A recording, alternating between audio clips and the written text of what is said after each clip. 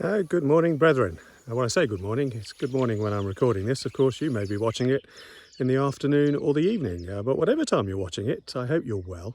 I just thought I'd share with you a couple of things that have been going on over the last week or so in relation to the province of Warwickshire.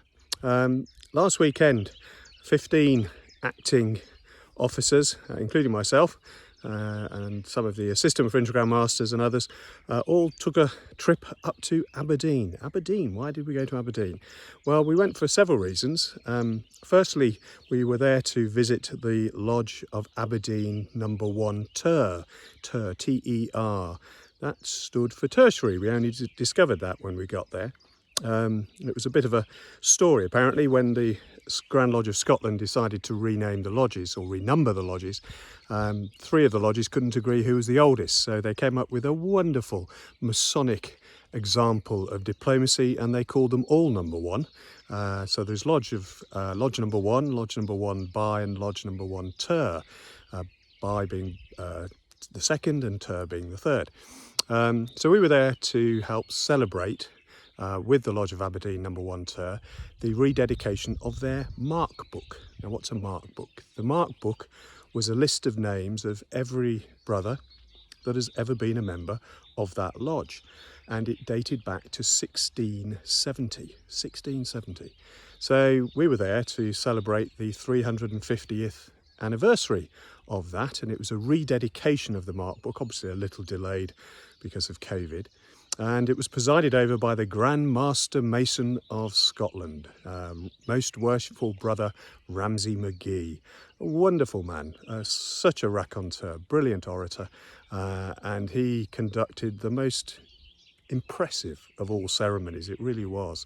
Their Grand DC, I have to say, was very, very good. But we thoroughly enjoyed it. And the second reason we went up was that we were taking that opportunity to return some officers' jewels, very old officers' jewels that had somehow found their way into the possession of Warwickshire. They were presented as part of a collection by a brother back in 1928 to celebrate the bicentenary of the province of Warwickshire, and they formed that collection formed the sort of basis of the museum that we used to see in Stirling Road, and of course now see dotted around the province. Well, these jewels really didn't belong to us. We don't know how they came into this brother's possession, and they belong to this lodge which still exists, this very old and distinguished lodge in Scotland. So it's felt very right and very proper that we returned the jewels. So we set about to do that, and a lot of organisation, not least of all from Worshipful Brother Richard Barker and others, and we duly returned the jewels to them during this meeting, and to say they were grateful was an understatement. They in turn presented us with a wonderful quaich, which is a silver bowl that unfortunately you have to fill with whiskey and share it around, and the last person who it gets passed to has to drain it. We didn't want to not take part in that custom, so suffice it to say all the brethren of Warwickshire took part, and we duly passed the bowl around with a tot of whiskey in it. All great fun. It followed a very, very lovely meal in their wonderful rooms. These rooms in Aberdeen were really special, and they included a vault for the Royal Arch. I've never seen anything like it. None of the brethren there had seen anything like it. I would pretty much guarantee you haven't either. But if you'd like to see a photograph of it, next time you see me, ask me to get my phone out. I took a picture and I'll happily share that with you. But a lovely weekend, rounded off by some great fun, a lovely meal on the Saturday night in the local Chinese restaurant with all the Warwickshire brethren. And believe it or not, even the waiter was wearing a forget-me-not on his tie. And yes, he was a Mason. So we had a very, very convivial evening. So just about got home on Sunday before repacking the case, ready to head to London for the 3-day Grand Festival, which included Supreme Grand Chapter on the Thursday, the Grand Festival of Grand Lodge on the Wednesday, and a Programme Masters business meeting on the Tuesday. That was very, very interesting, brethren. Lots of new ideas coming our way. I'll share them all with you in due course. There's a 7-year strategic plan that's been put together by the current Deputy Grand Master, of course, soon to become the Pro Grand Master in September. It was most interesting and very, very exciting, and I think we're all going to benefit from it.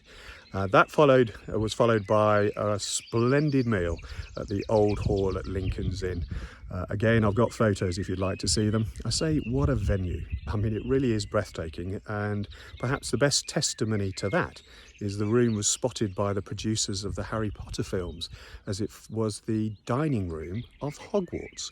So I can genuinely say I dined at Hogwarts. I wanted to tell my little niece that, but her mother suggested that if I did, she'd want to know how I managed to walk through the through the column to get onto the platform. Was it 9.5? So we thought better of it and haven't told her yet, but I'll show her one day.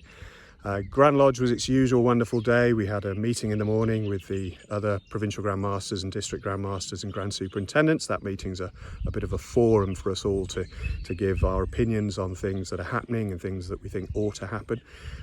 We then popped out the province of Warwickshire for a spot of lunch at the appropriately named Freemasons Arms in Covent Garden. A light salad for that one, I can assure you, because then we're back to Grand Lodge for the annual investiture and to see those brethren of Warwickshire who were being honoured with either appointment to or promotion in grand rank, presided over by the most worshipful the Grand Master, his Duke of Kent, who, whilst looking a little frail, stood on his feet for the entire investiture, invested every single brother. I mean, incredible feat of endurance for a man who's not very young in years, it's fair to say. That then followed another meal. It's hard work, this, that we had at the Bonington Hotel, now called the Doubletree Hilton. Very nice meal, and Warwickshire were all there, and we all enjoyed each other's company very much. It was a combined affair, Royal Arch and Craft, which wonderfully confused the two DCs, but it was all good fun, and we had a lovely time. Then back to it on Thursday for Supreme Grand Chapter, this time presided over by the Pro First Grand Principal, who invested all the companions who were being promoted in or appointed to grand rank, including our companions, from Warwickshire. And guess what? That was followed by another lunch. So by the time I got back to the train, I was pretty much full, jumped out of the taxi and quite literally bumped in to Sir Geoffrey Boycott.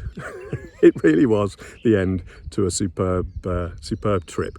Sir Geoffrey wasn't too sure where he was going, so I walked with him and guided him around Euston and pointed him in the right direction of his platform.